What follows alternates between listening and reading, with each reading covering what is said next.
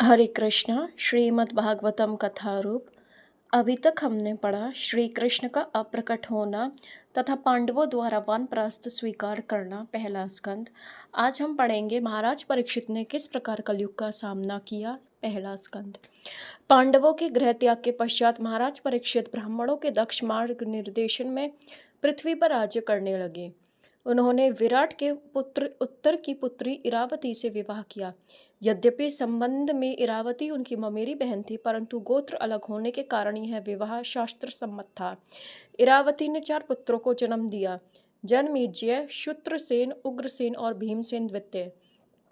कुलगुरु कृपाचार्य के निर्देशन में महाराज परीक्षित ने गंगा तट पर 3 अश्वमेध यज्ञ किए।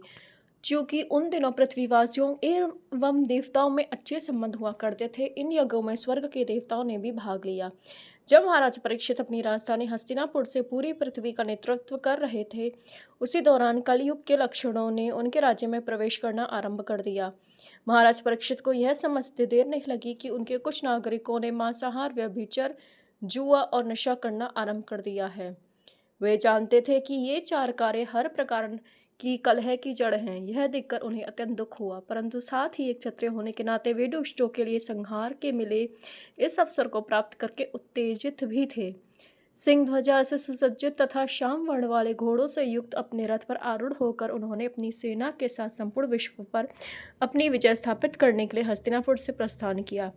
यद्यपि उनके दादा महाराज युधिष्ठिर ने उन्हें पहले ही संपूर्ण विश्व का सम्राट घोषित कर दिया था, परंतु फिर भी अपने सर्वोच्च सत्ता को पुनः स्थापित करने तथा कर वसूली के लिए इस विश्व अभियान की आवश्यकता थी। शीघ्र ही महाराज परीक्षित ने जम्बूद्वीप के समस्त 9 वर्षों क्षेत्रों के राजाओं को अपने अधीन कर लिया। वे जहां भी गए वहां लोगों ने उनके पूर्वजों तथा भगवान श्री कृष्ण का गुणगान करते हुए इनका स्वागत किया। प्रसन्नता पूर्वक महाराज परीक्षित ने सबको यथा योग्य पुरस्कृत किया। विशेष रूप से जब उन्होंने यह सुना कि उनके पूर्वजों ने अपनी भक्ति द्वारा श्री कृष्ण को इतना आकर्षित कर लिया था कि वे उनके सारथी, दूत, मित्र, गुरु अथवा सेवक सब कुछ बनने के लिए तैयार रहते थे, महाराज परीक्षित भगवान के प्रति उत्कट भक्ति भावनाओं से भर उठे। उसी समय साक्षात धर्म एक बैल के रूप में भ्रमण करते हुए भूमि देवी के पास आए, जो उस समय एक गाय के रूप में थीं। गाय की आंखों से आंसू बह रहे थे और उनके शरीर की कांति क्षीण हो चुकी थी। वह उस अबला माँ के समान दिख रही थी जिसका पुत्र खो गया हो। उसकी ऐसी दुर्गति देखकर धर्म ने उससे पूछा, हे भद्री, तुम्हारे शोक का क्या कारण है? क्या तुम्हें कोई रोग हो गया है अथवा तुम दूर विदेश में रह रहे अपने किसी संबंधी का चिंतन कर रही हो? क्या तुम मुझे देखकर शोक कर रही हो क्योंकि मेरे 3 पैर कट गए हैं, अथवा तुम इसलिए चिंतित हो कि मांसभक्षी लोग तुम्हारा शोषण करेंगे? क्या तुम इसलिए शोकग्रस्त हो कि देवताओं को यज्ञ आहुति न मिलने के कारण समस्त प्राणी सूखे और अकाल की चपेट में है? क्या तुम नबलाओं और अनाथ बच्चों पर करुणावश रो रही हो जिनका शोषण करके दुष्ट पुरुषों ने उन्हें त्याग दिया है? अथवा तुम यह देखकर खिन्न हो कि विद्या देवी अथवा ज्ञान ऐसे तथाकथित ब्राह्मणों के हाथों में पहुंच गया है जो हर प्रकार के पाप कार्यों में लिप्त रहते हैं? क्या तुम यह देखकर दुखी हो कि सच्चे ब्राह्मण परिस्थितिवश ऐसे राजाओं का आश्रय लेने के लिए बाध्य हो रहे हैं जो ब्राह्मणों का आदर नहीं करते? ऐसे प्रशासक कलयुग से प्रभावित हो चुके हैं और इसलिए राज व्यवस्था डगमगा चुकी है। क्या तुम इसलिए दुखी हो अथवा सामान्य प्रजा को आहार, निद्रा, भय और मैथुन से संबंधित शास्त्रीय नियमों का बेरोक टोक उल्लंघन करके देखकर तुम्हारा मन व्यथित है?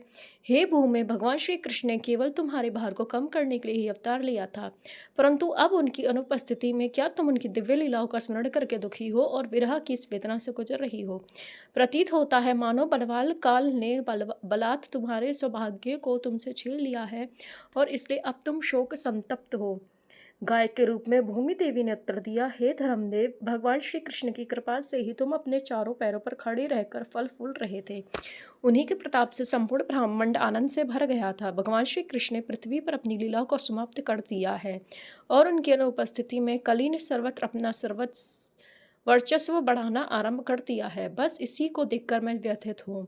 भगवान श्री कृष्ण के चरण कमल सदैव ध्वजा, वज्र, अंकुश और पद्म पुष्प जैसे शुभ चिन्हों से शोभित रहते हैं और उन्हीं चरणों को अपनी देह पर धारण करके करने से मैं संपूर्ण ब्रह्मांड में सर्वाधिक सौभाग्यवती बन गई थी। मैं अपने इस सौभाग्य का आनंद ले रही थी कि अचानक भगवान मुझे छोड़कर चले गए। भगवान श्री कृष्ण ने अपनी प्रेम भरी मधुर मुस्कानों, सुंदर कटाक्षों तथा सौम्य हृदय से सत्यभामा जैसी अपनी पत्नियों को जीत लिया था। जब वे मेरी धरा पर भ्रमण करते थे, तो मैं इनके चरण कमलों की धूलि से सरोबार हो जाती थी और मेरा रोम रोम उल्लास में खिल जाता था। ऐसे भगवान से विरह को भला कौन सहन कर सकता है। जब पृथ्वी और धर्म इस प्रकार वार्तालाप कर ही रहे थे कि सरस्वती नदी के तट पर महाराज परीक्षित का आगमन हुआ। वहां उन्होंने एक शूद्र को देखा जो राजसी वेश में अपनी गदा द्वारा गाय और बैल को पीट रहा था, मानो उनका कोई संरक्षक न हो। बैल श्वेत कमल पुष्प के समान प्रकाशवान था। एक पैर पर खड़ा वह इतना भयभीत हो चुका था कि बुरी तरह कांपते हुए मूत्र विसर्जन कर रहा था। गाय अपने बछड़े से विहीन थी और पैरों पर पिटाई होने के कारण वह अत्यधिक पीड़ित तथा दुर्बल हो चुकी थी। उसकी आंखें आंसुओं से भरी थी और वह इस व्यथित अवस्था में घूमते हुए घास तोड़ रही थी। महाराज परीक्षित ने बादलों के समान गरजती आवाज में तुरंत उस अपराधी को चुनौती दी। कौन हो तुम? वेशभूषा से तुम एक राजा प्रतीत होते हो, परंतु तुम्हारी इतनी हिम्मत कि तुमने मेरे राज्य में इन निरीह प्राणियों की हत्या करके धर्म के नियमों का उल्लंघन कर रहे हो। अरे दुष्ट, कहीं तुम यह सोचकर तो इस एकांत स्थान में इस मासूम गाय को मारने का प्रयास कर रहे हो कि अब इसे बचाने वाले भगवान श्री कृष्ण और अर्जुन यहाँ नहीं है। इस अपराध के लिए आज मेरे हाथों तुम्हें अवश्य मृत्युदंड मिलेगा।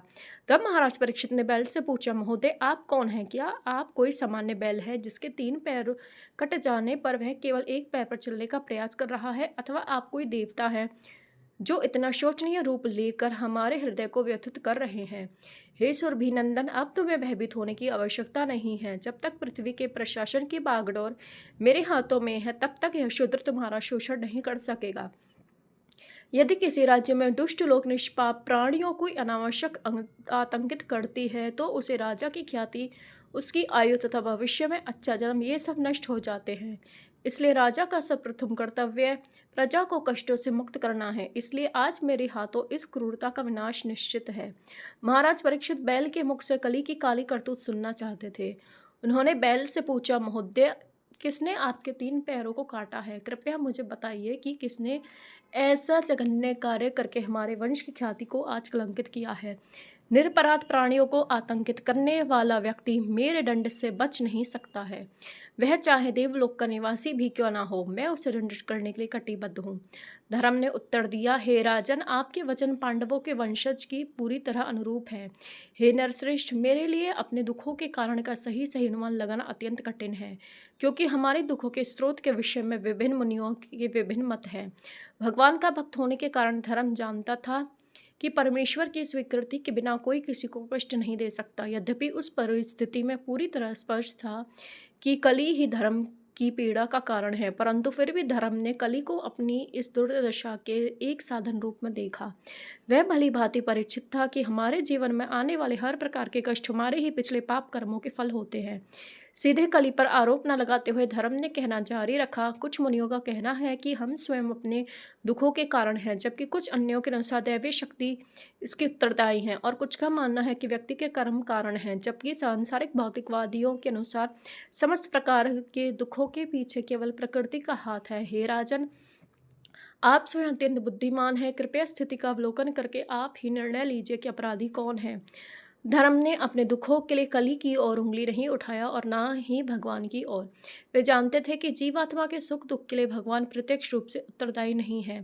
भगवान द्वारा नियुक्त माया शक्ति जीवात्मा को दुख देती है, जो पूरी तरह जीवात्मा के पूर्व कर्मों के फलों पर आधारित होता है।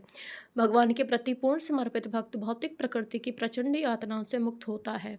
भगवान श्री कृष्ण स्वयं ऐसे शुद्ध भक्तों की बागडोर अपनी हाथों में ले लेते हैं और उन्हें मिलने वाले कष्टों को अत्यंत घटाकर मात्र अंश ही देते हैं।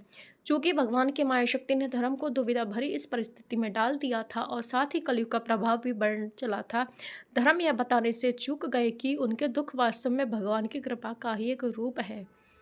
वास्तव में भगवान दर्शाना चाहते थे कि किस प्रकार महाराज परीक्षित अपने राज्य में उठने वाले किसी भी दुष्ट भ्रष्ट लोगों का दमन करने में पूरी तरह सक्षम है। इसलिए उनकी व्यवस्था से ही गाय और बैल की वह दुर्दशा हुई थी।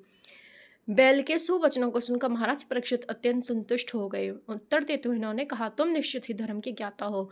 जो व्यक्ति दूसरों को अपने दुखों का कारण मानकर उन पर उंगली उठाता है, वह उस अपराधी के समान ही दोष का भागीदार बन जाता है। और चूंकि तुमने इस सूक्ष्म सिद्धांत को समझकर अपना मत व्यक्त किया है, निश्चित ही बैल के रूप में तुम स्वयं धर्म हो। भक्त होने के कारण तुम हर प्रकार की पीड़ा को भगवान द्वारा की गई व्यवस्था जानकर सहन करने के लिए तैयार हो। और इसलिए यद्यपि यह शूद्र तुम्हारे पैरों को निरंतर पीट रहा है, फिर भी तुमने उस पर कोई आरोप नहीं लगाया। सत्ययुग में तुम्हें अपने चारों पैरों के साथ सशक्त खड़े थे। यह पैर तपस्या, पवित्रता, दया और सत्य नामक धर्म के 4 स्तंभ थे। परंतु आज दंभ, काम, वासना और नशे रूपी बढ़ते धर्म के कारण इनमें से तुम्हारे 3 पैर टूट चुके हैं। अब तुम्हारा केवल एक पैर सत्य शेष बचा है। तुम जैसे जैसे उस एक पैर की सहायता से डगमगाते हुए चलने का प्रयास कर रहे हो, परंतु चूंकि यह कलह से भरा है और कपट द्वारा फलता फूलता है, यह तुम्हारे इस पैर को नष्ट करने का पूरा प्रयास करेगा। परीक्षित महाराज जैसे राजाओं ने कभी भी आराम परस्त जीवन जीने का प्रयास नहीं किया। उन जैसे राज ऋषियों के राज्यकाल में कली जैसे दुष्टों का प्रवेश करके पाप कार्यों की स्थापना करना सहज नहीं था। इसलिए धर्म को संबोधित करते समय महाराज परीक्षित ने उस दुष्ट कली का वध करने के लिए अपना तीक्ष्ण तलवार बाहर निकाल ली। कली समझ चुका था कि राजा अत्यंत क्रोधित एवं गंभीर है। रक्षा का अन्य कोई उपाय न देखते हुए उसने तक्षण अपना वह छद्म वेश निकाल फेंका और राजा की शरण में आ गया। इसे देखकर शरणागत वत्सल राजा ने उसे क्षमादान दे दिया। उस पर करुणावश मुस्कुराते हुए उन्होंने कहा, जो कि तुमने पूरी तरह से मेरी शरण ली है, अब तुम्हें मुझसे भयभीत होने की कोई आवश्यकता नहीं है। परंतु मैं तुम्हें अपने राज्य में ठहरने की अनुमति भी प्रदान नहीं कर सकता हूँ, क्योंकि तुम अधर्म के मित्र हो। तुम उन स्थानों पर नहीं रह सकते जहाँ परम भगवान की संतुष्टि के लिए भक्त भगवान का भजन एवं यज्ञ करते हैं। यह आज्ञा सुनकर कली भय के मारे कांपने लगा। अपने समक्ष यमराज जैसा दृश्य महाराज परीक्षित को खड़ा देखकर वह गड़गड़ाने लगा। हे राजन, जो कि आप समृद्ध विश्व के सम्राट हैं, मैं चाहे कहीं भी जाऊं, मैं आपकी तलवार से बच नहीं सकता हूँ। यद्यपि मैं आपका शत्रु हूँ, परंतु क्योंकि मैंने आपकी शरण स्वीकार की है, इसलिए कृपया मुझे रहने के लिए एक ऐसा निवास स्थान प्रदान करना आपका कर्तव्य बनता है, जहाँ मैं अपने आपके संरक्षण में निश्चित रह सकूं। जब कली ने इस प्रकार महाराज परीक्षित से याचना की, तो उन्होंने कली को रहने के लिए 4 स्थान दिए। ऐसे स्थान जहाँ जुआ, नशापान, व्यभिचार तथा पशुवध होता है। परंतु चूंकि महाराज परीक्षित के राज्य में ऐसे स्थान लगभग ना के बराबर थे, कली ने कुछ और स्थानों की मांग की। अंततः महाराज परीक्षित ने उसे उस स्थान पर रहने की अनुमति दी जहाँ सोने का संग्रह किया जाता है, क्योंकि ऐसा स्थान पर झूठ, नशा, व्यभिचार, ईर्ष्या तथा द्वेष स्वाभाविक रूप से विद्यमान रहते हैं। तत्पश्चात महाराज परीक्षित ने अपने राज्य में धर्म के टूटे हुए पैरों को पुनर्स्थापित कर दिया। धरती की स्थिति को सुधारने वाले कार्यों को प्रोत्साहन देने के लिए उन्होंने अवैध रूप से संग्रहित सारे सोने को जब्त कर लिया और उसे संकीर्तन यज्ञ में लगाया। इस प्रकार उन्होंने कली को फलने फूलने से रोके रखा।